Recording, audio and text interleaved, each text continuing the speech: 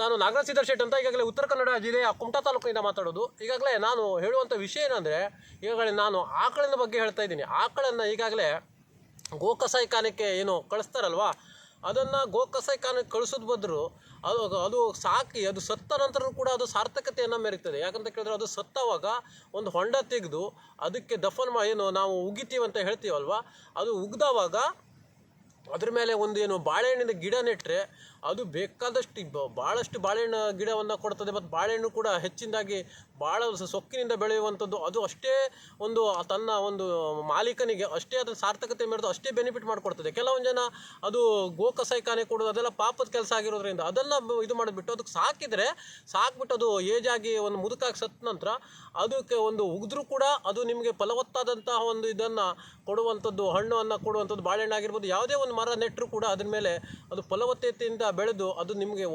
ಸಾಕದವನಿಗೆ ಯಾವತ್ತೂ ಮೋಸವನ್ನು ಕೂಡ ಮಾಡೋದಿಲ್ಲ. ಅದಕ್ಕಾಗಿ ನೀವು ಗೋಕಸಾಯಿಖಾನೆ ಕೊಡೋದನ್ನೆಲ್ಲ ನಿಲ್ಲಿಸಿ ಅದಕ್ಕೆ ಸಾಕಿ ಅವರು ಮುದುಕಾಗಿ ಸತ್ತ ನಂತರ ಹಸು ಆಗಿರ್ಬೋದು, ಇದು ಮತ್ತೇನೆಂದರೆ ಏನು ಎತ್ತಾಗಿರ್ಬೋದು, ಅದನ್ನು ಇದು ಮಾಡಿದ್ರೆ ಅದು ನಿಮಗೆ ಯಾವತ್ತೂ ಬಿಟ್ಟು ಕೊಡೋದಿಲ್ಲ ಅಂತ ಹೇಳೋಕ್ಕೆ ಇಷ್ಟಪಡ್ತೀನಿ.